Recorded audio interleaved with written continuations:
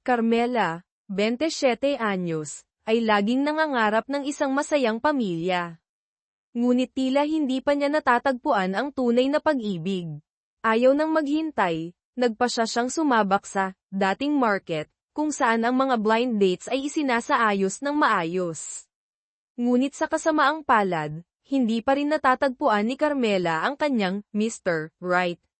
Sa isang blind date, habang magsisimula ng makipag-usap ang isang lalaki kay Carmela, tumunog ang kanyang telepono, na pumutol sa katahimikan. Dali-dali siyang lumabas para sagutin ito. Ang lalaki, habang naghihintay, ay nakita ang isang maliit na teddy bear sa mesa, na may nakaimprentang employee ID number ni Carmela. Pagbalik ni Carmela, narinig niya ang magkasintahan sa katabing mesa na nagpapakilala sa kanilang sarili, nagtatrabaho siya sa bangko, at ako naman ay naglilingkod sa gobyerno. Napabuntong hininga si Carmela, naiinggit sa kanilang swerte. Ang lalaki sa harap niya, marahil ay nakaramdam ng kawalan ng interes ni Carmela, ay magalang na tumanggi na ipagpatuloy ang date. Nadismaya si Carmela at nagpas siyang umuwi ng maaga. Naupo siya ng mag-isa sa Rizal Park, nag-iisip tungkol sa kanyang malabong kinabukasan. Bigla, lumapit ang lalaki mula sa blind date. Carmela, tama ba? Ako si Jericho Hizon, dating kaklase mo. Nagulat si Carmela. Jericho, isang pamilyar na pangalan ang biglang bumalik, na nagpaalala sa kanya ng mga alaala ng kanyang pagkabata. Muling nagkita pagkatapos ng 10 taon, si Jericho ngayon ay isang may edad na lalaki, elegante. Ibinunyag niya na nagtatrabaho siya sa Internal Audit Department ng BDO Bank, isang kakaibang pagkakataon, dahil nagtatrabaho rin doon si Carmela. Para manatiling konektado, nag-alok si Carmela na maging magkaibigan sa pamamagitan ng messaging app. Ngunit isang nakakahiyang sitwasyon ang nangyari. Ang jeepney ni Carmela ay biglang nasira, kaya kinailangan niyang humingi ng tulong kay Jericho para ihatid siya pauwi. Pagdating sa bahay, nag-text si Carmela sa kanyang matalik na kaibigan na si Inday. Sa sandaling iyon, biglang nagpreno si Jericho, dahilan para mahulog ang telepono ni Carmela. Hindi sinasadya, ang voice message ay naka-on, at nagpayo si Inday kay Carmela. Sunggaban mo na ang high school friend mo. Siya na ang life raft mo. Si Inday, ang skimang, na matalik na kaibigan ni Carmela, ay naniniwala na si Jericho ay kabilang sa elite na uri na nakakatugon sa lahat ng pamantayan ni Carmela. Pinaalalahanan niya si Carmela tungkol sa kanyang dating kasintahan, si Dr. Luis, na malapit nang bumalik sa bansa. Pagkatapos makipaghiwalay kay Luis, ipinangako ni Carmela na maghahanap siya ng kasintahang mas gwapo at mas matalino kaysa sa kanya. Ngunit hanggang ngayon, matagumpay nang nakabalik si Luis, habang si Carmela ay walang laman. Hindi tulad ng mga ordinaryong pamilya na nagtutulak sa kanilang mga anak na magpakasal, ang mga magulang ni Carmela ay abala lang sa paglalaro.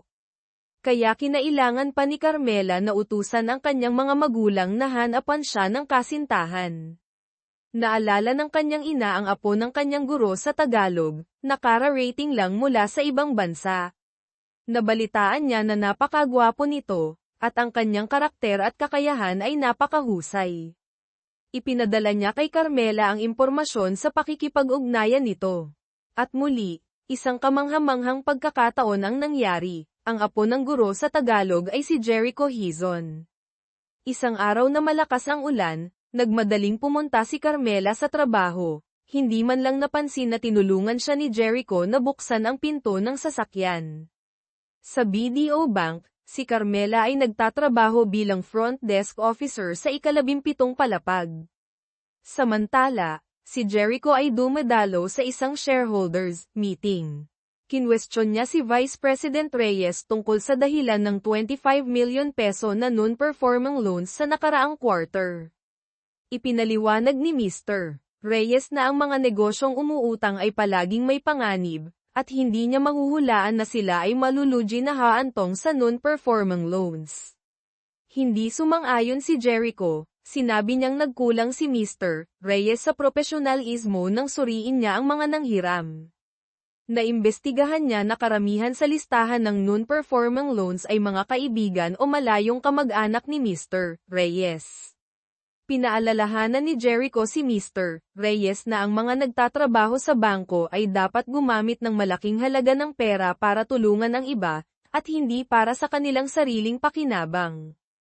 Para kay Carmela, hindi pa siya natatanggap bilang regular na empleyado.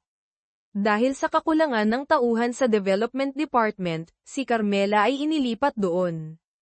Kinausap ng pribado ang department head, nagtaka si Carmela kung bakit hindi siya ginawang regular. Sa loob ng 3 taon sa BDO, nakapasa siya sa 3 sertipikasyon, mataas ang kanyang customer satisfaction rating, hindi siya kailanman nahuli, at palagi pa siyang nasa top 3 sa bawat performance review. Pinaalalahanan ng department head si Carmela na sa industriya ng pagbabangko, ang mga mapagkukunan at koneksyon ay mas mahalaga kaysa sa pagsusumikap. Kinabukasan, pumunta si Carmela sa development department. Dito, nakilala niya si Aling Aiseng, ang may kapangyarihan sa departamento. Sinabi ni Carmela na pupunta siya para mag-resign. Binalewala siya ni Aling Aiseng, at binigyan pa siya ng maraming trabaho. Pagkatapos makumpleto ang trabaho, hiniling ni Carmela kay Aling Aiseng na aprobahan ang kanyang resignation letter. Sinabi ni Aling Aiseng na ang mga contractual employee ay hindi kailangang magsumite ng resignation letter. Tiningnan niya si Carmela na para bang sinisisi niya ang buong BDO Bank. Itinuro ni Aling Aiseng na nakagawa si Carmela ng 215 pahina ng mga pagkakamali sa loan receipts, at mali ang isa sa 9 na interest rate tables. Maaaring masipag ka, ngunit mas nagsusumikap ang maraming tao kaysa sa iyo. Nagpasya si Carmela na manatili at itama ang mga pagkakamali. Sa pre-wedding party ni Bong, dumating si Jericho para batiin ang kanyang kaklase. Nagkataon, si Bong din ay kaklase ni Luis. Magandang dumating si Carmela sa party. Sorpresang binigyan siya ni Luis ng bulaklak. Naalala ni Carmela ang 1 taon na nakalipas, ipinangako ni Luis na magpo-propose siya sa kanyang kaarawan. Ngunit sa huli, nagpasya siyang manatili sa ibang bansa, na iniwan siyang napahiya sa harap ng kanyang mga kaibigan. Alam ni Luis na 1 taon na ang nakalipas, umaasa si Carmela na pakasalan siya. Inamin niya na umiwas siya dahil naisip niya na ang pag-aasawa at pagkakaroon ng mga anak ay hindi pa ang pinakamagandang opsyon. Sa 1 taon na magkalayo, napagtanto ni Luis na ang pag-ibig ay hindi maaaring sukatin ng halaga. Sa harap ng kanyang mga kaklase, humingi siya ng paumanhin kay Carmela, "Patawarin mo ako." Naniniwala si Carmela na nang magpasya si Luis na iwan siya, wala na siya sa puso nito. Iginiit ni Carmela na hindi na siya babalik kay Luis. Alam ni Jericho na dumating na ang kanyang pagkakataon. Kumuha siya ng 1 rosas at ibinigay kay Carmela. Tinanggap ni Carmela ang alok ni Jericho at nagustuhan niya ang bulaklak na ibinigay niya. Umalis si Luis nang may panghihinayang. Nagpasalamat si Carmela kay Jericho sa pagtulong sa kanya. Sa sandaling iyon, bumagsak ang maraming petals ng rosas. Marahil ay naghanda si Luis upang sorpresahin si Carmela. Sa sasakyan, napansin ni Jericho na ang nakaraang relasyon ay nakaapekto ng husto kay Carmela. Sinabi niya na hindi niya matanggap na umalis si Luis nang walang kahit isang salita. Nagde-date siya para makahanap agad ng 1 taong mas mahusay kaysa kay Luis. Ngunit sa nakalipas na ilang araw, bigla niyang napagtanto na ang gusto niya ay isang matatag at masayang kasal. Pagkarinig nito ni Jericho, bigla niyang ipinarada ang sasakyan. Humarap siya kay Carmela nang may sinserong tingin, "Carmela, gusto mo bang pakasalan ako?" Lumalabas na lihim na gusto ni Jericho si Carmela mula nang una silang magkita sa campus. Dahil sa kanya, pumunta siya sa isang group blind date. Kinabukasan, nakita ni Carmela si Jericho sa elevator. Sa isang awkward na sitwasyon, biglang nawalan ng kuryente ang elevator. Kalmadong hinarap ito ni Jericho at tinawagan ang security guard. Habang naghihintay, Inalok ni Jericho si Carmela na magtanghalian, tumanggi siya dahil hindi pa siya nakakapagdesisyon tungkol sa kanyang panukala. Sa meeting room, sinabi ni Aling Aiseng na tumakas si Mang Cardo na may dalang pera. Tinulungan siya ni Carmela na i-discount ang commercial invoice kaya kailangan niyang makipagtulungan sa investigasyon. Iginiit ni Carmela na tumulong lang siya at hindi nakipagsabuatan kay Mang Cardo. Naniniwala si Aling Aiseng na ang kumpanya ay hindi lugar para pag-usapan ang mga usaping romantiko. Alam ni Carmela na gusto ni Aling Aiseng na managot siya sa pag-alis sa Development Department, iginiit niya na patutunayan niya ang kanyang pagiging inosente. Nag-overtime si Carmela hanggang sa huli, at malakas ang ulan. Tumakbo siyang mag-isa sa ulan, nakita ang poster ng bangko. Naalala ni Carmela ang mga nangyari. Nasaktan siya at hindi tumigil ang kanyang mga luha. Biglang lumitaw si Jericho sa pinakamalungkot at pinakamawalang kaya ni Carmela, at umupo para panoorin ang ulan. Gustong pakasalan ni Carmela si Jericho, ngunit masyadong malakas ang ulan kaya hindi niya narinig ang sinabi niya.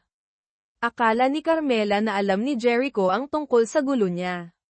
Nahihiya si Carmela dahil kaklase niya siya, ngunit perpekto si Jericho, habang siya ay ganap na bigo.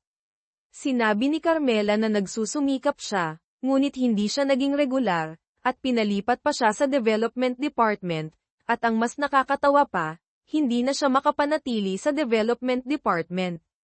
Naniniwala si Jericho na hindi sapat ang sigasig, ang mahalaga ay malutas ang problema. Naalala ni Carmela na hindi siya basta-bastang sumusuko. Kinabukasan, binuksan ng bangko ang isang investigasyon kay Carmela. Si Jericho ay nasa legal department kaya naroroon siya sa investigating panel.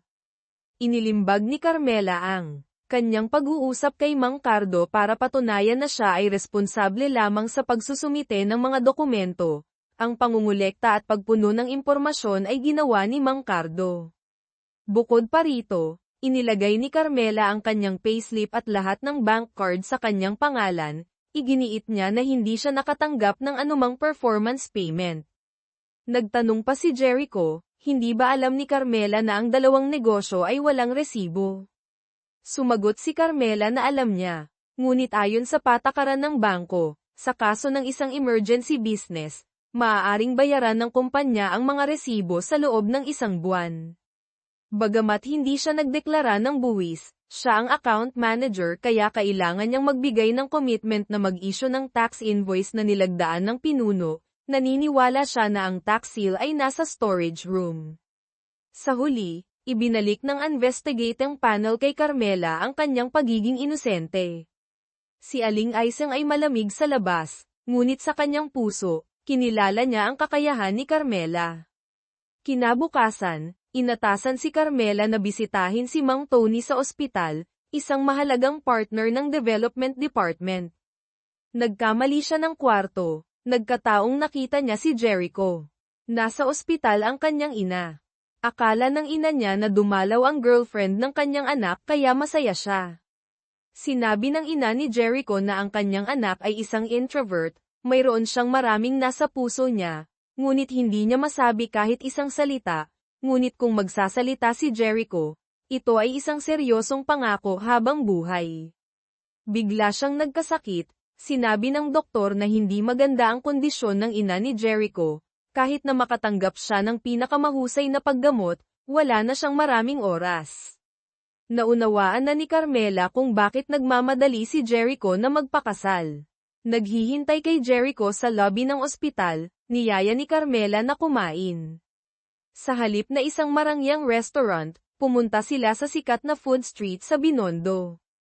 Pagkatapos, dinala siya ni Carmela sa stadium ng University of the Philippines. Gusto niyang alalahanin ang walang pag-aalala na pakiramdam ng buhay estudyante. Nagtaka si Carmela kung bakit siya pinili ni Jericho, dahil sa kanyang mga kwalipikasyon, marami siyang pagpipilian.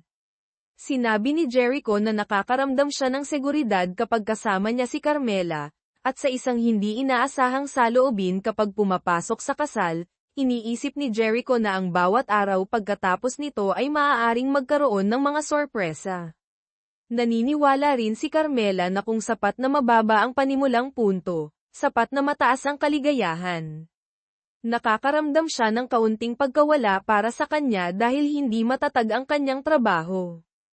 Para kay Jericho, ang karera ay bahagi lamang ng buhay. Ang kasal ay hindi dapat magkaroon lamang ng kahulugan na ito, kung pagkatapos ng isang nakakapagod na araw, may naghihintay sa kanya sa bahay upang sama-samang manood ng pelikula at talakayin ang trabaho. Ito ang benepisyo ng kasal. Nagpasya si Carmela na babalik siya para kunin ang kanyang marriage certificate para pakasalan si Jericho. Pagdating sa bahay, tiningnan ni Jericho ang isang litrato kasama ang kanyang ama. Naaalala pa rin niya ang pinakamadilim na araw ng kanyang buhay nang ipaalam ng kanyang ina na pumanaw na ang kanyang ama. Ngunit sinasabi ng lahat na tumanggap ng suhol ang kanyang ama, at nagkasala kaya siya ay umalis. Sa kanyang pinakamalaking kawalan ng pag-asa, hinayla siya pabalik ni Carmela, naisip ni Carmela na nag-iisip si Jericho, pinayuhan niya siyang umasa sa hinaharap, dahil kung titingnan mo ang nakaraan, mawawala lamang ito.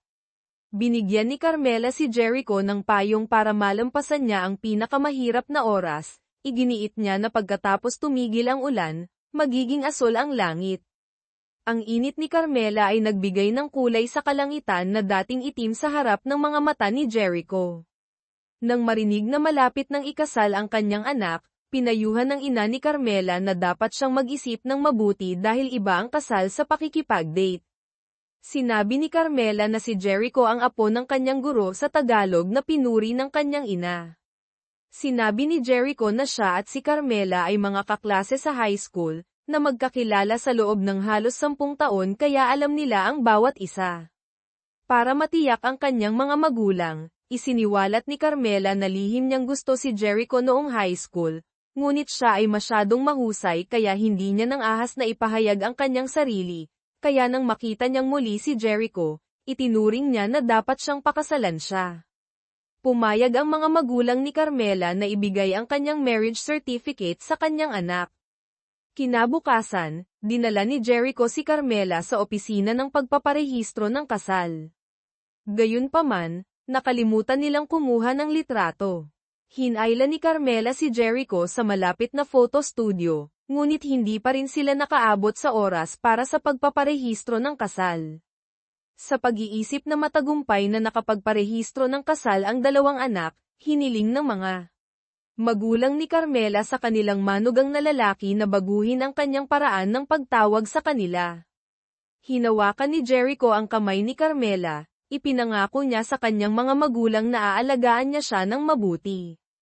Masayang binigyan ng mga magulang ni Carmela ang kanilang dalawang anak ng lucky money. Nagpasalamat si Carmela dahil hindi ibinunyag ni Jericho na hindi pa sila kasal para mapanatag ang kanyang mga magulang. Sinabi ni Carmela na sabik siya sa buhay pagkatapos ng kasal, ngunit napakabilis ng pagbabago sa kanyang relasyon kay Jericho kaya hindi pa siya nakapag-adjust. Naiintindihan ang ibig sabihin ni Carmela, hiniling ni Jericho na gugulin niya ang oras kasama ang kanyang mga magulang, habang umuwi siya ng maaga.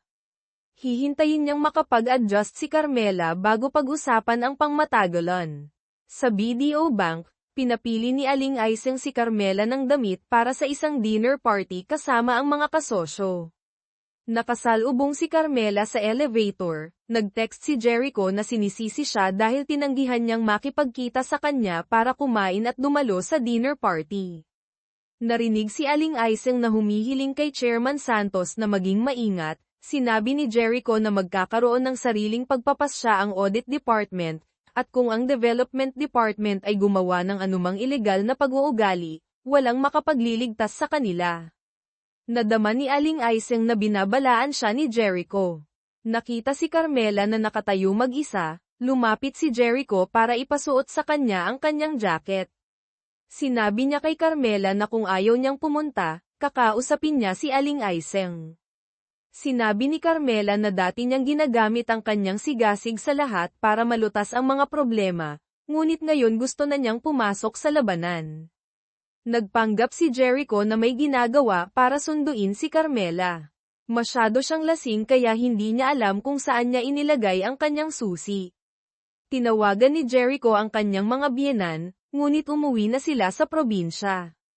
Hiniling ng ina ni Carmela kay Jericho na ihatid ang kanyang asawa pauwi. Kinailangan ni Jericho na ihatid si Carmela pauwi, hindi niya sinasadyang idiniin siya sa dingding. Sinabi ni Jericho na ito ang ating tahanan. Pinuri ni Carmela ang mint na amoy na nagmumula sa katawan ni Jericho na nagpagan sa kanya. Inalalayan ni Jericho si Carmela na umupo sa sofa, sinisisi niya si Aling Aiseng sa pagpapainom ng labis sa kanyang asawa. Hindi inaasahan ni Carmela na hilahin ang kurbata ni Jericho, na tinitingnan ang kanyang mukha. Inihayag ni Carmela na si Jericho ang perpektong modelo ng kanyang ideal na lalaki, mula sa kanyang mga mata, ilong, hanggang sa kanyang magagandang labi. Kung hindi lang gwapo si Jericho, hindi siya papayag na magpakasal. Tinitingnan si Carmela na mahimbing na natutulog sa kanyang bahay, nagtaka si Jericho kung totoo ba ang magandang katotohanan ito. Sa madaling araw, nagising si Carmela na hindi alam kung nasaan siya. Bumaba siya at nakita ang liham ni Jericho, sinabi niya na ito ang kanyang tahanan, at ating tahanan din. Nagkita sa cafeteria ng kumpanya, nakikipag-usap lang si Jericho kay Carmela gamit ang kanyang mga mata. Nagtataka ang mga kasamahan kung saan nagmula ang mga gasgas sa leeg ni Jericho. Sinabi niya na ang kanyang kuting sa bahay ay naglalaro at kinamot siya. Pagkatapos ng trabaho, dinala ni Jericho si Carmela para bumili ng mga kagamitan, at sa wakas ay naghintay ang bahay ni Jericho para sa init ni Carmela. Pagkapasok sa trabaho kinabukasan, hiniling ni Carmela kay Jericho na bigyan siya ng karagdagang oras para dahan-daang ibunyag ang kanilang kasal sa kanyang mga kasamahan. Sa bangko, kinakabahan ang development department na panoorin kung sino sa mga Aling Aiseng o Manager Ben ang itatalaga bilang direktor. Nang marinig na pagsasamahin ang development department sa pangalawang department, dumating si Director Nestor ng pangalawang department para suyuin ang mga empleyado ng development department. Sino ang nakakaalam na inimbitahan ng direktor ng bangko si Jericho para maging manager ng development department? Ang mga empleyado sa departamento ay hindi kumbinsido dahil si Jericho ay mayroon lamang karanasan sa pag-iimbestiga at pagmamanman. Nag-text si Carmela kay Jericho para magkita. Sa tamang panahon kinailangan niyang makipagkita sa audit department kaya humingi siya ng appointment para pag-usapan ito sa bahay. Pagkatapos ng trabaho, gustong sunduin ni Jericho si Carmela, ngunit sinabi niya na uuwi siya sa bahay ng kanyang mga magulang para kumain. Hinihinalang galit si Carmela sa kanya, nagmadaling pumunta si Jericho sa bahay ng kanyang mga biyenan para ipakita ang kanyang talento sa pagluluto para suyuin ang kanyang asawa. Sa panahon ng pagkain, ayaw kumain si Carmela ng isda dahil ayaw niyang magtanggal ng tinik. Maingat na tinanggal ni Jericho ang tinik para sa kanyang asawa, ngunit tinanggihan siya ni Carmela. Tinanong ng kanyang mga magulang, naghanda si Jericho na sabihin ang katotohanan, mabilis siyang. Pinigilan ni Carmela, kinuha niya ang dahilan na naghahanap ng agaran ang kanyang kapitbahay na si Mang Luis sa kanyang mga magulang para mauna silang umalis. Alam ng kanyang ama ang ibig sabihin at hinayla ang kanyang asawa sa labas para makinig. Sinisisi ni Carmela si Jericho sa pagiging boss niya bigla nang hindi sinasabi ang isang salita. Pinaalalahanan niya siya na ipinagbabawal ng BDO Bank ang pakikipag-date sa parehong departamento. Kung matuklasan ang relasyon ni Jericho at ni Carmela, mayroong isang aalis. Gusto ni Carmela na makipaghiwalay bago lumalim ang relasyon, ayaw niyang mamuhay sa takot araw-araw. Sinabi ni Jericho na inimbitahan siya ng direktor ng bangko, ngunit hindi pa siya sumasang-ayon. Tinanong niya si Carmela dahil sa isang kwentong walang conclusion, pinili niyang makipaghiwalay sa kanya. Sa tamang sandali hindi sinasadyang nabulunan si Carmela ng tinik ng isda, nag-alala si Jericho at dinala siya sa ospital. Tapos na, gustong magpaliwanag si Jericho kay Carmela. Sinabi niya na gustong kunin siya ng direktor ng bangko para pamahalaan ang Department 1 ay may dahilan. Sinabi niya na orihinal niyang gustong pagsamahin ang Development Department sa pangalawang department para pamahalaan ni Direktor Nestor. Ngunit ang Development Department ay parang ahas na walang ulo. Nag-uunahan si Aling Aiseng at Ben. Hiniling niya kay Jericho na pumunta doon sa loob ng 1 taon para tumira sa sitwasyon. Gayunpaman, pinilit ng itaas na ang Development Department ay dapat umabot ng 50% na pagganap bago mapanatili. Sinabi ni Carmela na iyon ay isang pangarap. Ibinunyag ni Jericho na kailangan niyang magsugal para sa 2 dahilan. Una, para bayaran ang direktor ng bangko na tumulong sa kanya para mag-aral sa ibang bansa, at pangalawa, ang kanyang ina ay may metastasis sa 2 iba pang lugar kaya kailangan ng maraming pera para bumili ng gamot mula sa ibang bansa. Ngunit nag-atubili si Jericho dahil gustong makipag-ayos kay Carmela. Alam niyang ang paglipat niya sa Department 1 ay magdudulot ng ilang problema sa kanya. Humingi ng karagdagang oras si Carmela para kalmado siyang mag-isip. Pagdating sa bahay, tiningnan ni Jericho ang larawan ni Carmela online. Alam niyang nag-aalala siya, nagpasya siyang tumawag para tumanggi sa direktor. Nakita ni Carmela sa labas ang pagpili ni Jericho. Kinabukasan, sinabi ni Carmela na 27 taong gulang na siya kaya napakahirap maghanap ng bagong trabaho, at ayaw niyang talikuran ni Jericho ang kanyang pagkakataon na pumunta sa Development Department dahil sa kanya. Kaya, gustong makipag-ayos kay Jericho, magtatakda sila ng mga layunin sa trabaho. Kung malantad ang relasyon at isa sa kanila ay kailangang umalis sa trabaho, ang hindi nakakumpleto ng layunin ay kailangang umalis. Pagkatapos ng 1 taon kung maayos ang lahat, formal silang magpapakasal. Hiniling ni Carmela na maging regular employee siya sa Department 1.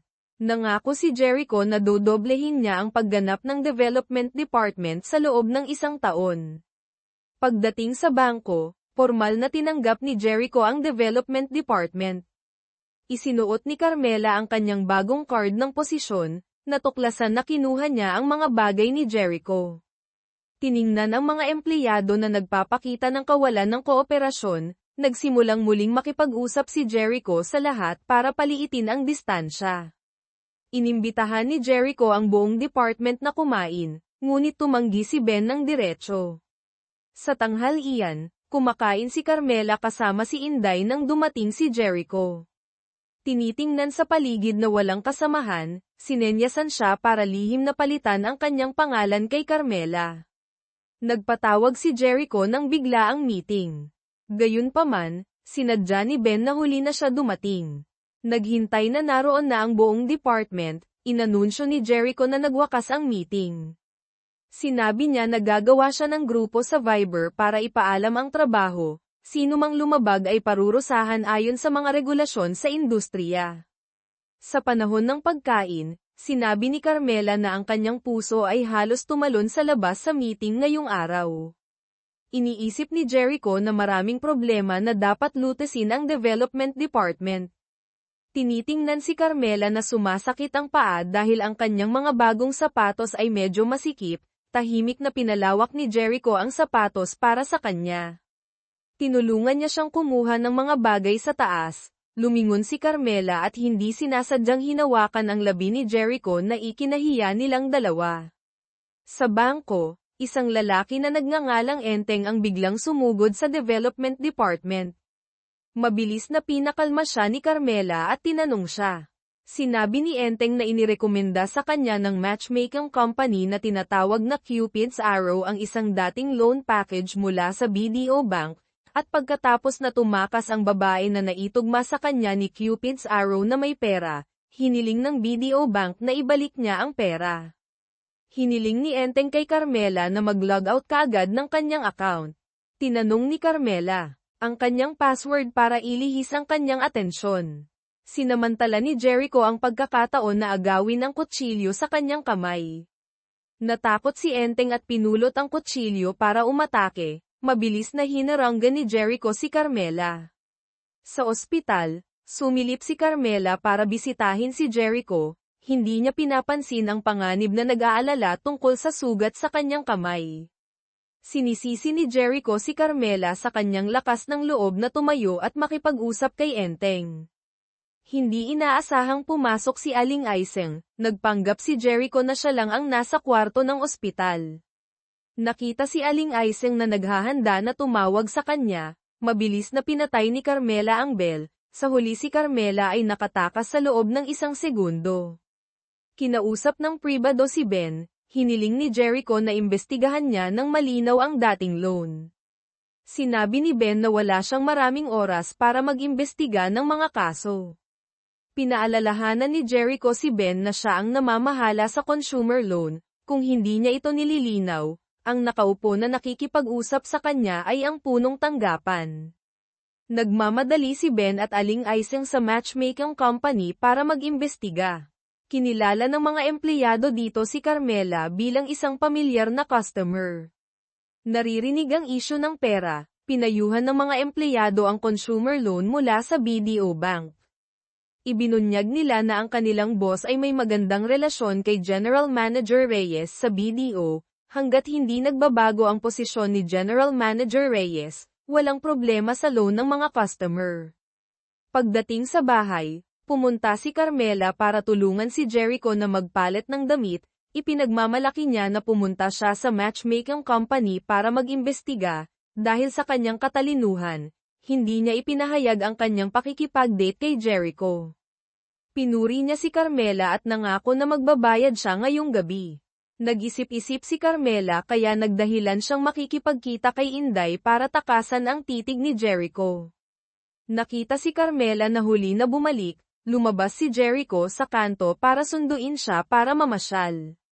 Nagtaka si Carmela kung may iba ngayon, haharangyan ni Jericho ang kutsilyo para sa kanya, sumagot siya na may pagkakaiba sa pagkakakilanlan sa ibang tao. Siya ang kanyang superior, kay Carmela siya ang magiging asawa niya. Narito si Mang Tomas, ang boss ng direktor ng bangko, pumunta siya sa development department para magdala ng mga dokumento kay Jericho. Lumalabas na kilala ni Mang Tomas si Carmela. Sa rooftop, pinunasan ni Carmela ang sugat ni Jericho, sinabi niya na si Mang Tomas ay dating kasintahan ni Inday, gayunpaman ayaw niyang ibunyag ang relasyon kay Jericho sa harap ni Mang Tomas. Sa harap ng Goldilocks Bake Shop, muling nakita ni Inday si Mang Tomas. Ito ay lumalabas na humiwalay sila dati dahil kailangan ni Mang Tomas na umuwi sa probinsya ayon sa kagustuhan ng kanyang mga magulang. Humingi siya ng tawad kay Inday, sinabi niya na nag-apply siya para magtrabaho sa BDO Bank para hindi siya lumayo sa kanya. Sinabi ni Inday na dati siyang naghintay para bumalik si Mang Tomas, ngunit ngayon, siya na lamang ang kanyang lumang aklat.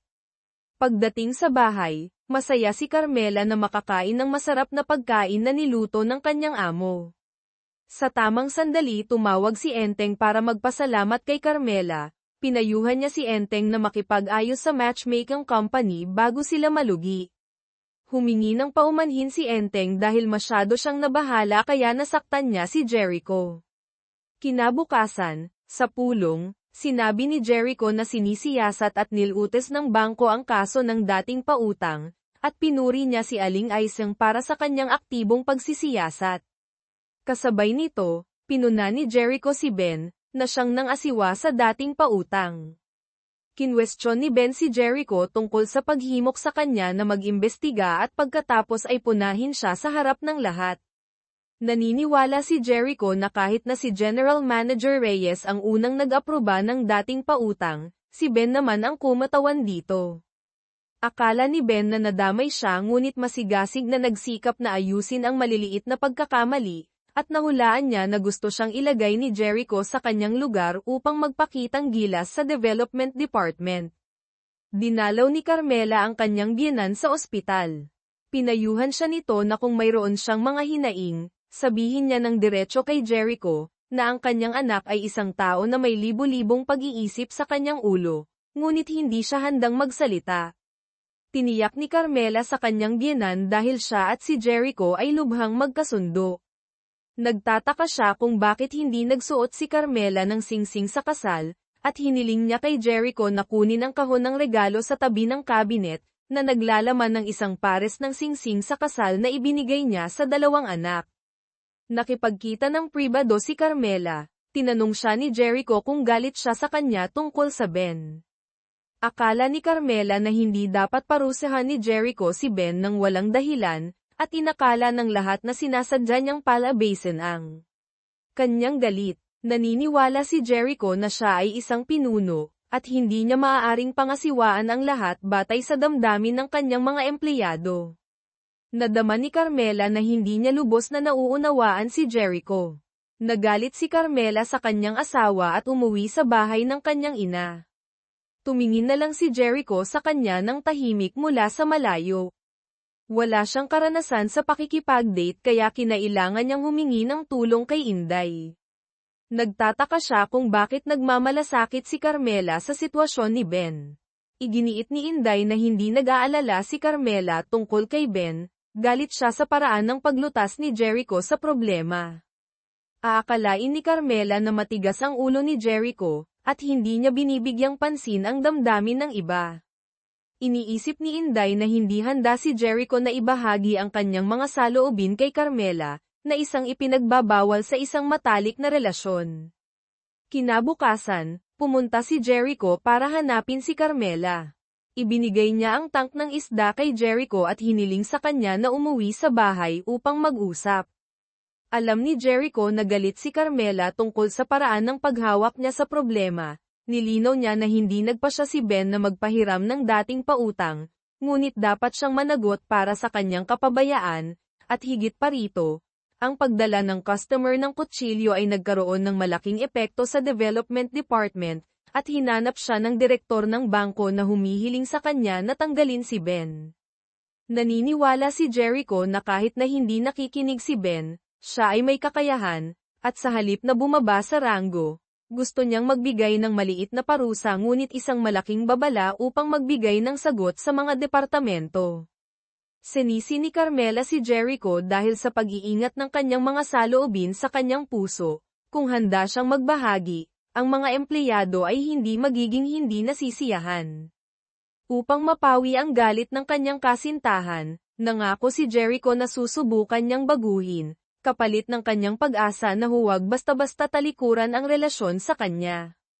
Tinitingnan ng isda ng kanyang biyenan, pinangalanan ito ni Jericho na Nemo, at tinanggap din niya ang responsibilidad na palitan ang tubig at hugasan ang bote para kay Nemo. Kinabukasan, nagpakita si Ben ng isang hindi nakikipagtulungan na saloobin sa pulong. Inatasan ni Jericho na pamahalaan niya ang utang ng San Miguel Group. Nagpasalamat si Ben kay Jericho sa pagbibigay sa kanya ng isang malaking customer, ngunit humingi siya ng paumanhin para tumanggi dahil hindi niya kaya. Dumalo sina Inday at Carmela sa reunion. Humingi muli ng paumanhin si Luis dahil binabalewala niya ang damdamin ni Carmela isang taon na ang nakalipas, at inakala niya na ang 3 taon ng pag-ibig kay Carmela ay tunay na umiiral, kung hindi para kay Jericho. Ang mga kondisyon ay maganda, marahil ay babalik siya sa kanya. Naniniwala si Carmela na ang kanyang desisyon ay hindi nauugnay kay Luis.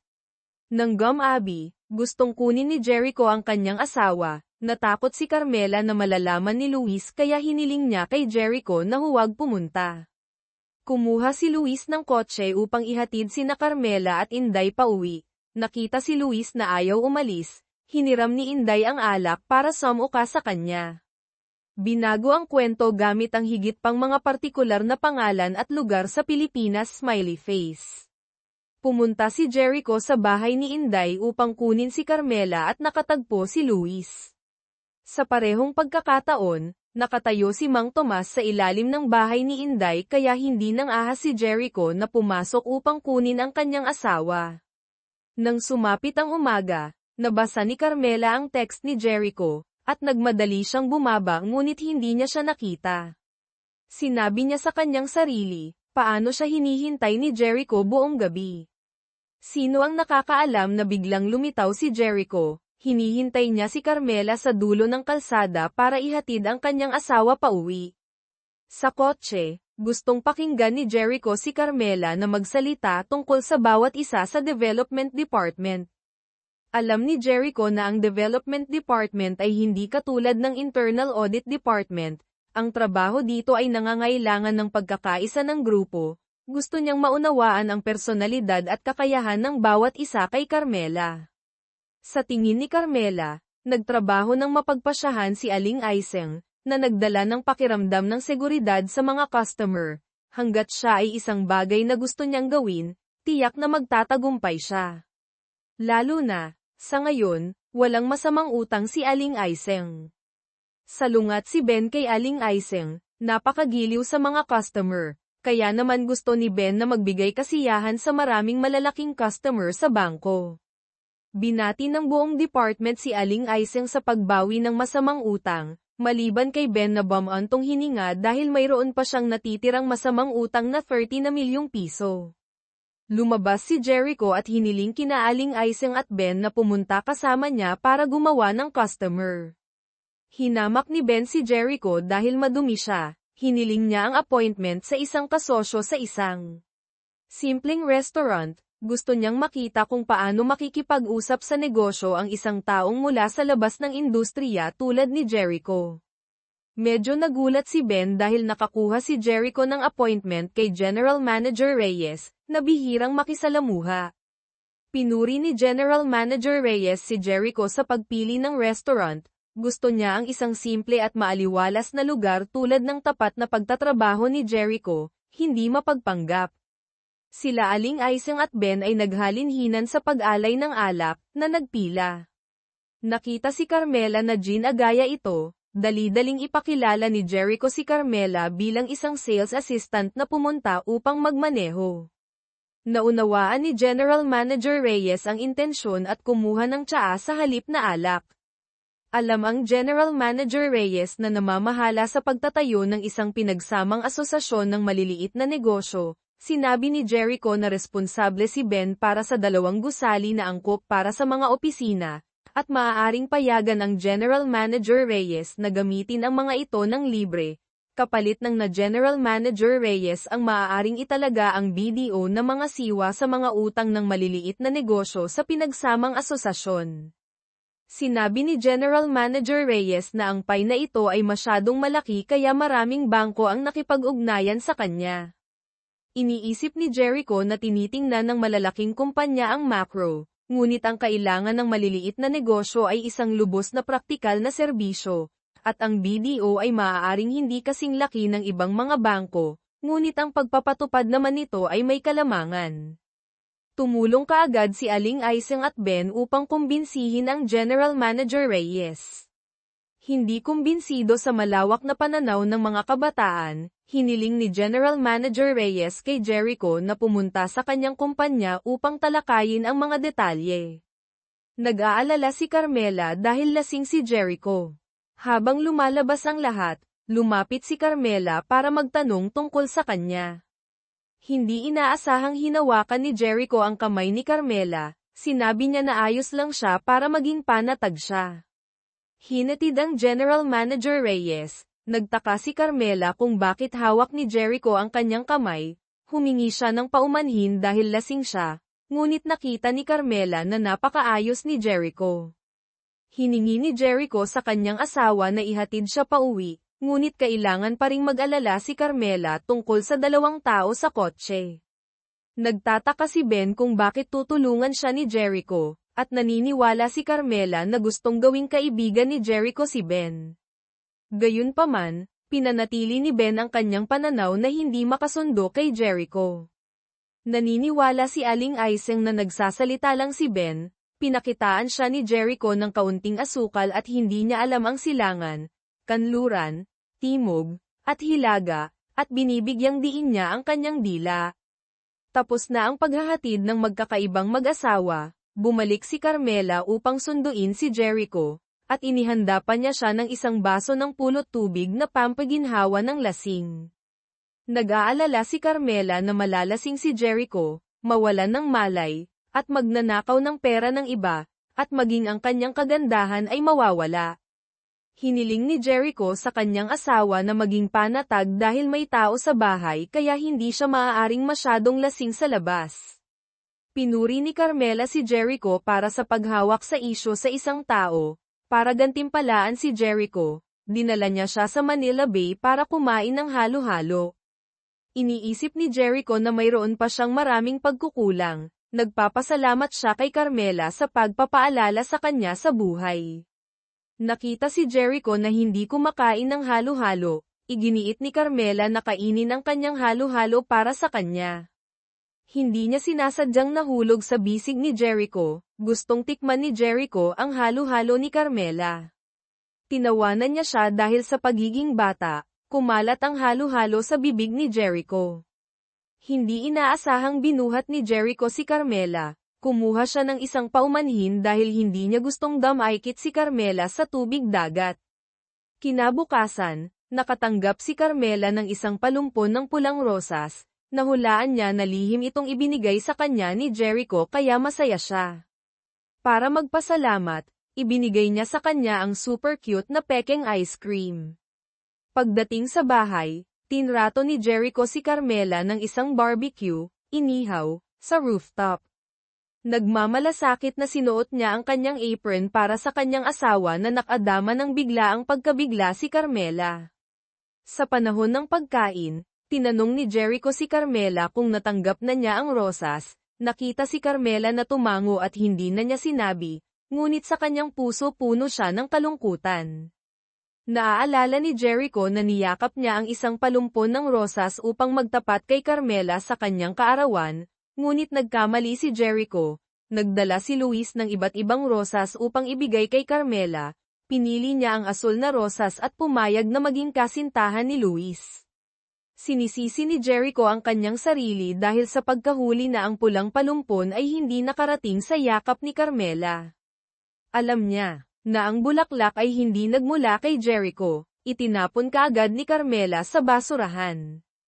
Tinawag ni Jericho si Ben sa meeting room. Ito ay lumalabas na inimbitahan niya si General Manager Santos para tulungan si Ben na lutasin ang huling masamang utang. Nakumbinsi rin ni Ben si General Manager Santos na sa halip na subasta ang collateral na nagiging sanhi ng depreciation nito, hanapin si BDO Bank ang isang mas mahusay na paraan upang malutas ang problema. Nagtataka si Ben kung bakit tutulungan siya ni Jericho. Sinabi ni Jericho na ginagawa niya ito para sa pagganap ng buong departamento. Sa anumang kaso, nagpasalamat si Ben kay Jericho sa pagtulong. Pagkatapos ng trabaho, pinuntahan ni Jericho ang kanyang asawa sa Nuat Thai Spa. Nakita si Mang Tomas at Luis na magkasama.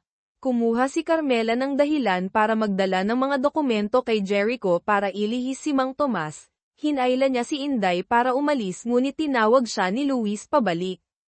Sinabi ni Luis na hindi niya makontak si Carmela kaya hiniling niya kay Mang Tomas na ihatid siya dito. Gusto niyang hingin kay Carmela na bigyan siya ng pagkakataon na itama ang mga bagay. Hindi siya naniniwala na makakalimutan ni Carmela ang 7 taon nila na magkasama. Iginiit ni Carmela na hindi niya makakalimutan dahil iyon ang kanyang kabataan. Ngunit wala na talaga siyang damdamin kay Luis. Tinitingnan ang mga mata ni Carmela, iniisip ni Luis na gusto na niya ang iba. Gayunpaman, ayaw pa ring sumuko ni Luis kay Carmela. Sa kotse, nagselos si Jericho, sinabi niya kay Carmela na itapon niya ang palumpon ng bulaklak na ibinigay ni Luis sa opisina. Nakita si Jericho na patuloy na tinatawagan ng kanyang karibal ang kanyang asawa. Sinabi niya sa kanya na kunin niya ang telepono. Pinindot ni Carmela ang sagot nang biglang huminto si Jericho. Nagpasya siyang harangin ang bibig ni Carmela gamit ang isang halik na hindi niya maaaring tanggihan.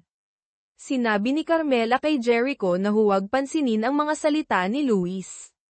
Sa bangko, pinuri si Ben dahil sa paglutas ng masamang utang. Nakipagkita kay Jericho, hindi inaasahan ni Ben na tawagin siyang boss ng 2 beses. Hiniling ni Jericho kay Ben na mag-ulat ng trabaho. Tumawa si Aling Aiseng dahil sa wakas ay may nakuhang yumuko kay Ben. Nag-usap sina Carmela at Luis para magpaliwanag. Nagpapasalamat siya sa kanya sa pagiging kasama niya sa nakalipas na 3 taon, dahil sa magagandang alaala. Gustong makipaghiwalay ni Carmela kay Luis sa masayang paraan. dahil hindi niya kayang bigyan si Luis ng pagkakataong magsimula. Galit si Luis sa kanyang sarili dahil sinira niya ang kinabukasan kasama si Carmela. Kung hindi niya iniwan si Carmela sa oras na iyon, tiyak na may magandang resulta sa kanya. Iniisip ni Carmela na walang mananatili magpakailanman sa parehong lugar para maghintay sa isang tao, at buong tapang niyang inamin na mahal niya si Jericho.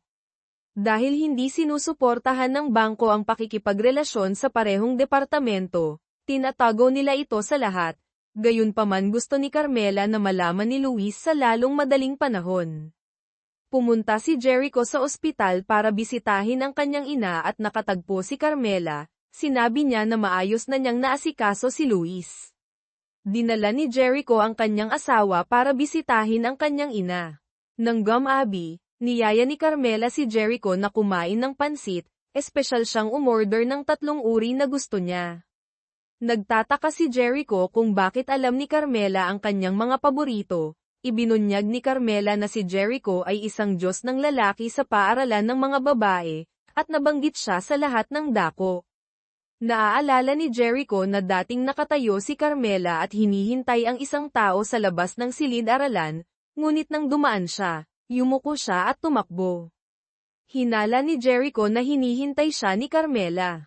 Inamin ni Carmela na hinihintay niya si Jericho, ngunit para ihatid ang liham ng pag-ibig para tulungan ang kanyang katabi. Nakita si Jericho na biglang hindi masaya, tinanong ni Carmela kung bakit. Nagtataka si Jericho kung ang relasyon nila ay basta pagiging angkop lamang gaya ng noong una silang magsimula. Iniisip ni Carmela na siya at si Jericho ay masayang nagsasama. Dumadaan sa isang pamilyar na kalsada, naaalala ni Carmela na dating maraming babaeng naghihintay dito ng ilang oras para lamang makita si Jericho. Nagtataka si Carmela sa kanilang reaksyon kapag nalaman nila na papakasalan niya si Jericho. Iginiit niya na si Jericho ay sa kanya na, kaya hindi nila siya makukuha. Gustong sumilip ni Jericho para bisitahin ang paaralan kasama si Carmela, sa rooftop. Naaalala ni Carmela na dating pinipigilan niya dahil akala niya natatalon si Jericho. Sinabi niya na ang mga salitang sinabi ni Carmela noong araw na iyon ay nagdagdag sa kanya ng maraming motibasyon upang malampasan ang pinakamahirap na panahon.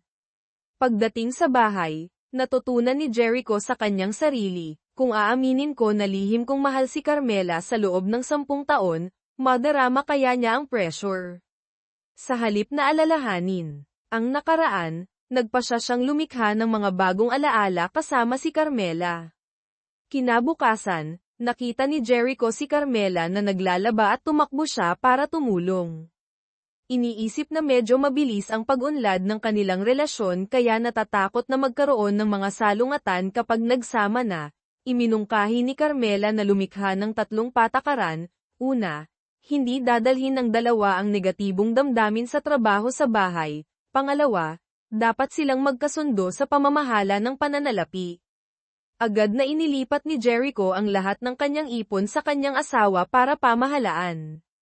Sinabi niya na mayroon pa siyang isang bahagi na inilagay sa pamumuhunan, at malapit na niyang pagsamasamahin ang lahat at ipadala ang kanyang salary ATM card kay Carmela. Bawat buwan kailangan lamang niyang bigyan siya ng mga gastos para sa damit, transportasyon, at paminsan-minsang pangingisda kasama ang direktor ng bangko. Nagtataka si Carmela kung hindi kailangan ni Jericho ng mga bayarin sa libangan. Ibinunyag niya na gusto lamang niyang pumunta kay Carmela sa isang lugar, kaya gusto niyang magkampang kasama si Carmela sa Tagaytay. Si Jericho o si Carmela man ay unang beses na pumunta sa campground, nagsasaya sila, tumutugtog ng ukulele, nagtatayo ng tolda, at nagpapakita ng kanilang talento sa paggawa ng kapeng barako, at pagkatapos ay sama-sama silang nasiyahan dito. Nagtataka si Carmela na halos kaedad niya si Jericho, ngunit alam niyang gawin ang lahat. Iniisip ni Jericho na ang kanyang karanasan sa buhay ay medyo mayaman, mula noong bata pa siya ay nagsimula siyang mamuhay ng mag-isa. Noong unang taon sa kolehiyo, sinamantala niya ang oras pagkatapos ng klase upang mag-intern sa mga kumpanya ng stock, mga investment bank. Pagkatapos, nagpunta siya sa ibang bansa para mag-aral sa graduate school. Nagulat si Carmela dahil hindi naglalaan si Jericho ng oras para sa iba pang mga libangan, at tinanong niya kung dating nakipagrelasyon siya. Ibinunyag ni Jericho na hindi pa siya umibig, ngunit may nagustuhan siya. Nang handa na siyang umamin, nagkaroon na siya ng kasintahan. Ikinalungkot ito ni Carmela dahil napalampas niya ang isang mahusay na tao tulad ni Jericho. Sinabi ni Jericho na isa lamang siyang ordinaryong tao, dahil namatay ang kanyang ama noong bata pa siya, at nagkasakit ang kanyang ina kaya kinailangan niyang magsikap. Naniniwala si Carmela na nakamit na ni Jericho ang kasalukuyang posisyon sa murang edad, iyon ay ang bunga ng kanyang pagyapak sa kanyang sariling pawis upang umakyat. Siya ay katulad ng maraming tao na nakakita lamang sa labas ng gininto ang kinang at hindi nakikita ang kanyang hirap. Sinisisi ni Carmela si Jericho dahil nalasing siya pagkatapos uminom ng ilang botelya ng San Miguel, natuklasan niya na nagdala lamang siya ng isang mosquito net, pinili ni Carmela na matulog sa kanyang jacket. Nagising si Jericho at tinakpan ng kumot si Carmela. Hindi inaasahang tumalikod si Carmela at nakipag-ugnayan sa mga mata ni Jericho, nagmasid siya at humalik sa kanya ng isang halik sa gabi. Gusto ni Jericho na ingatan si Carmela sa araw na ito sa memorya. Nang magising si Carmela sa madaling araw, nakita na niya ang mukha ni Jericho, at hindi niya sinasadyang naisip ang isang matamis na halik at nakikipagkiliti kay Jericho. Nagising siya at nakita si Carmela na nadama niya na ikinalulungkot niya ang nakaraang gabi, napahiya si Carmela na gusto niyang umuwi para kumain ng adobo. Pagkatapos nito ay dumating ang isang serye ng mga araw ng matamis na panloloko sa opisina, sa ilalim ng pagkakakilanlan ng boss at empleyado lihim pa rin nilang inilaan sa isa't isa ang maliliit na bagay, sa bahay bumalik sila sa pagiging isang mag-asawang magkasundo at masaya. Sa bangko, narinig ni Carmela si Aling Aiseng na binabanggit na ngayon ang kaarawan ni Jericho. Hindi sinasadya ni Carmela na magtapon ng mainit na tubig sa kanyang kamay, nag-alala si Jericho at tinawag siya sa kanyang opisina. Marahang nagpahid siya ng eucalyptus oil para kay Carmela, sinisisi niya ang kanyang sarili dahil hindi siya naging isang mahusay na asawa at hindi pa alam ang kaarawan ni Jericho. Ibinunyag niya na gusto niyang gumawa ng leche flan kasama si Carmela. Pagkatapos ng trabaho, dinala ni Jericho si Carmela sa palengke supermarket para bumili ng mga bagay para sa paggawa ng cake. Tumawag si Ben para pumunta sa bahay para ipagdiwang ang kaarawan kasama si Jericho. Nagkataon na sila ay nasa supermarket na malapit sa kanyang bahay. Naawa si Ben dahil akala niya nag-iisa lang si Jericho na ipagdiwang ang kanyang kaarawan. Nagpasya siyang gumawa ng sinigang para kay Jericho kasama ang lahat. Mabilis na senadoryasan ni Jericho si Carmela para maunawaan ang sitwasyon. Nag-text siya at hiniling kay Jericho na panatilihing abala ang mga ito ng ilang sandali upang linisin niya ang eksena sa bahay. Kailangan nilang punan ang dalawang sasakyan ng pagkain at ipakilala ang daan pauwi, at itinatampok din ang pader na itinayo ng kapitbahayan, sinusubukang pahabain ang oras. Ngunit may limitasyon sa mga kalsada at ladrilyo, at sa huli ay bumalik sa bahay. Narinig ni Carmela na bumukas ang pinto at tumakbo papunta sa silid. Pumunta si Ben sa banyo at natuklasan ang buhok ng isang batang babae sa lababo. Lumabas siya at tiniyak na may kasintahan ang kanyang amo, at tinina pa niya ang kanyang buhok tulad ni Carmela. Mabilis na inimbitahan ni Jericho ang lahat sa rooftop para magluto ng sinigang para makakuha ng sariwang hangin, at humingi siya ng paumanhin para magpalit ng damit para makita si Carmela. Nagtago siya sa aparador, sa huli ay matagumpay na lumabas si Carmela sa pinto at pinindot ang doorbell para pumasok sa bahay ni Jericho. Sa rooftop, hiniling ni Jericho kay Carmela na tulungan siyang pagulungin ang kanyang manggas, na nakikita ang mga mata ng kanilang dalawa, nahulaan na ni Aling Aiseng ang katotohanan. Binati ng lahat si Jericho sa kanyang kaarawan. Naghihintay sa boss na lumabas, pinaalalahanan ni ito'y si Carmela na sikaping magtrabaho ng mas mahirap dahil humiling na si Jericho ng karagdagang tauhan para sa departamento.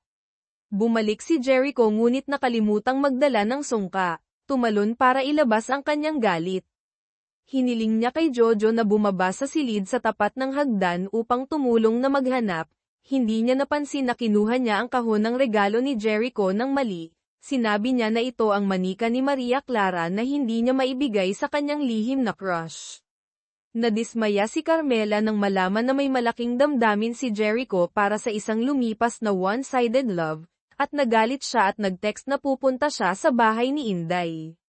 Nakipagkita sa kanyang matalik na kaibigan, sinisisi ni Carmela si Jericho dahil sa pag-iingat ng lumang regalo. Hindi siya makikitid ang isip dahil dating nakipagrelasyon siya. Ngunit ang nasa puso ay iba sa isang dating kasintahan.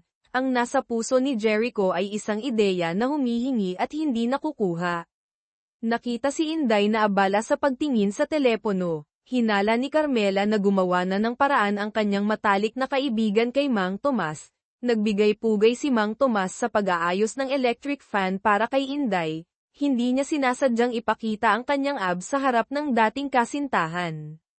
Nakita si Mang Tomas na nag-iwan ng isang identification card. Dinala ni Inday sa boarding house para bayaran siya. Iniisip niya na medyo malayo ang boarding house na ito sa bangko. Sinabi ni Mang Tomas na pansamantala lamang siyang nagtatrabaho bilang driver para sa direktor. Nag-aaral siya para sa pampublikong pagsusulit para mag-apply sa pulisya. Alam ni Inday na may bahay at matatag na trabaho si Mang Tomas sa probinsya. Gayunpaman bumalik siya dito sa hirap para gumawa muli mula sa simula para lamang mapalapit kay Inday. Nakita niya ang katapatan ni Mang Tomas kaya gustong makipagbalikan sa mga araw.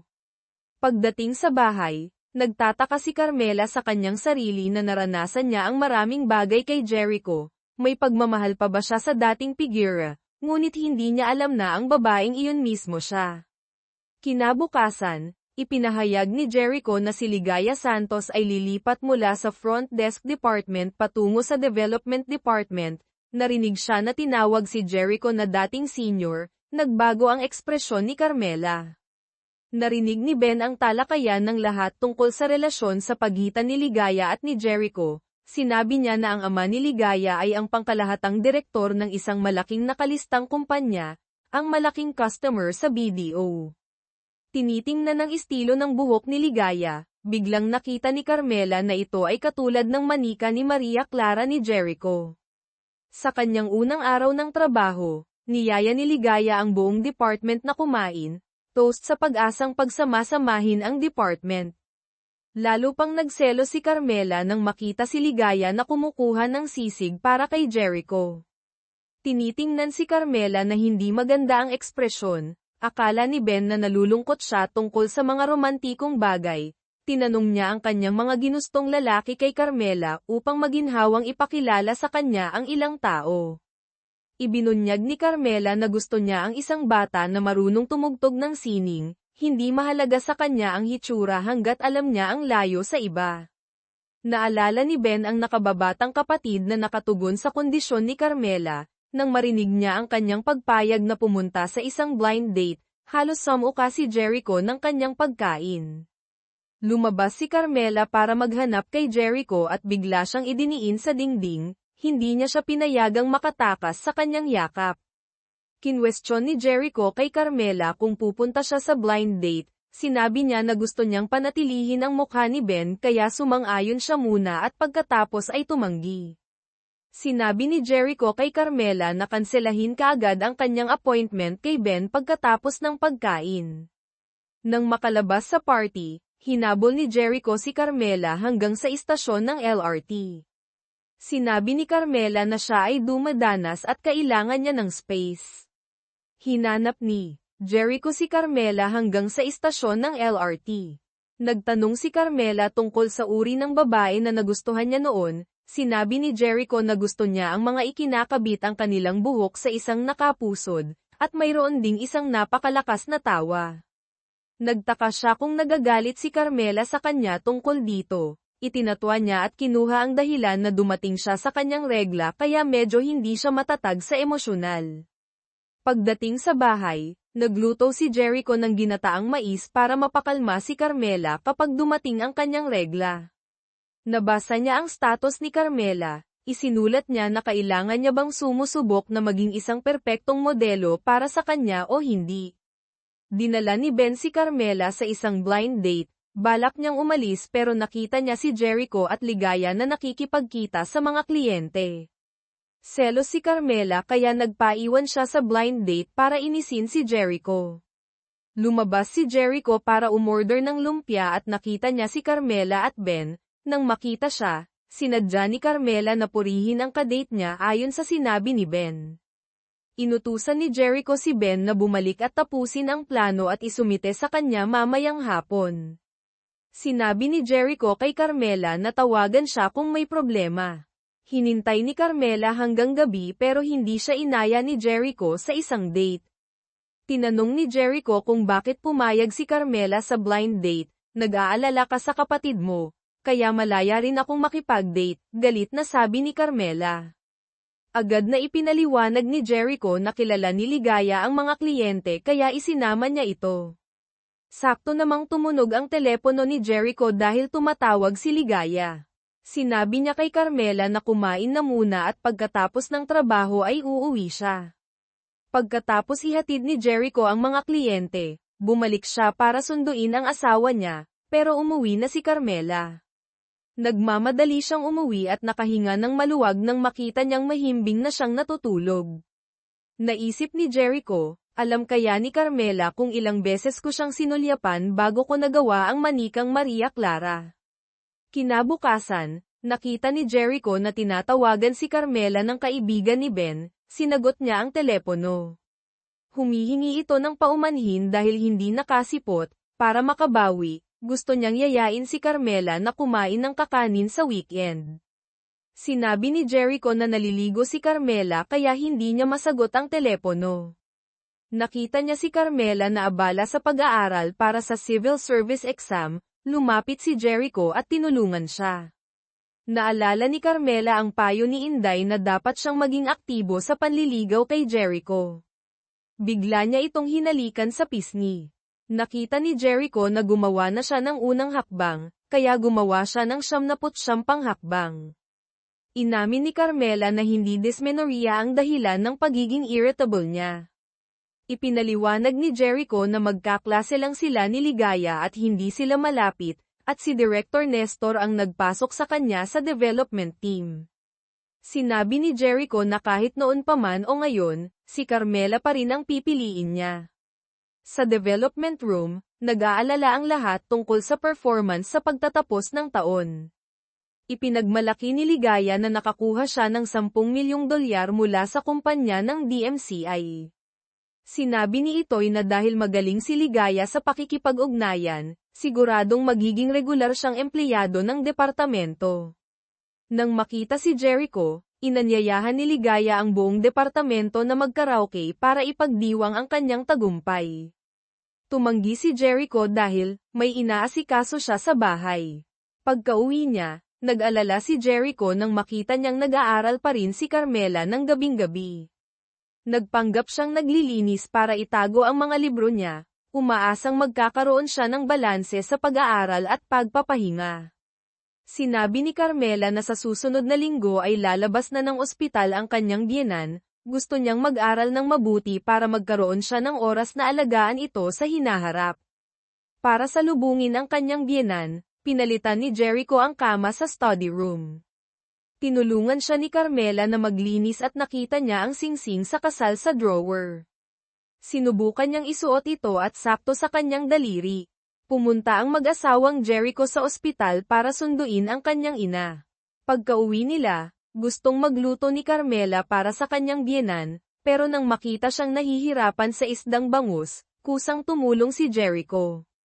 Nang matapos ang kanyang asawa, nagpresenta si Carmela na magprito ng isda, pero pagkalagay niya ng isda sa kawali, nagliyab ito. Agad na tinawag ni Carmela si Jericho. Sakto namang dumating ang mga magulang ni Carmela, kaya agad na tumulong ang kanyang biyenan sa paghahanda ng isang masaganang pagkain. Inutusan ni Jericho ng kanyang ina na magluto siya mula ngayon, at sila ni Carmela ay manunood ng TV hanggang sa oras ng pagkain. Dahil natutulog ang kanyang biyenan sa study room, napilitan si Jericho na matulog sa kanilang silid. Balak niyang matulog sa sofa bed, pero natakot si Carmela na mag-alala ang kanyang ina na nag-aaway sila kaya nagpanggap siyang kailangang magbasa ng mga dokumento. Kinabukasan, nagising si Carmela at nakita niyang naghanda na ng almusal ang kanyang biyenan. Sinabi niya kay Jericho na hindi siya ginaiseng. Ngumiti siya at sinabing, "Pamilya na tayo, hindi mo kailangang magpanggap." Nang malaman ng kanyang biyenan na nag-aaral siya hanggang 2:00 ng madaling araw, sinabi niya kay Carmela na huwag na siyang mag-alala sa mga gawaing bahay, dahil kahit mahina na siya ay kaya pa rin niyang tumulong. Pagdating sa trabaho, nakaramdam si Carmela ng pananakit ng lalamunan. Nag-alala si Jericho at nagtanong, nakalimutan ang mga mata ng lahat sa paligid. Sinabi ni Carmela na okay lang siya at pinabalik siya sa kanyang opisina. Tinawagan ni Jericho ang ina ni Carmela at nang marinig niyang masakit ang lalamunan ni Carmela, sinabi niyang kumain siya ng pinakuloang balat ng kalamansi. Hiniling niya sa kanyang ina na ipadala ang recipe. Pagkatapos ng trabaho, umuwi si Jericho ng maaga para gumawa ng pinakuloang kalamansi para sa kanyang asawa.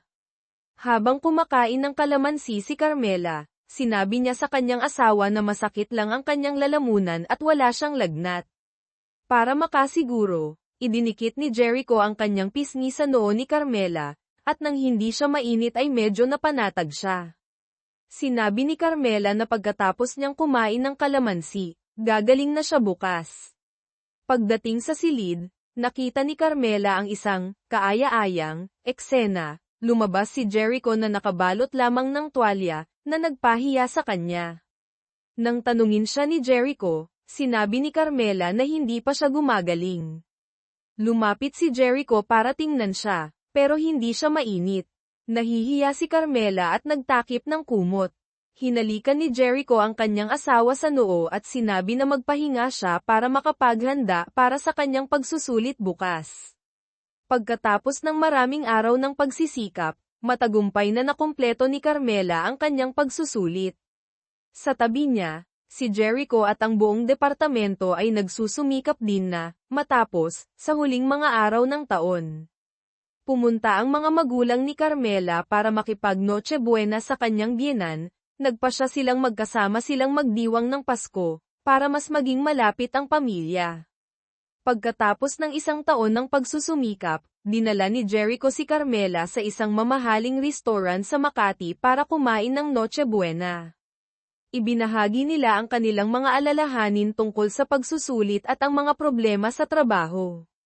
Nang lumabas si Jericho, lumapit ang isang biolinista. Inisip ni Carmela na magpro-propose si Jericho sa kanya, pero ang babaeng kinantahan ay iba. Nang dalhin ni Jericho ang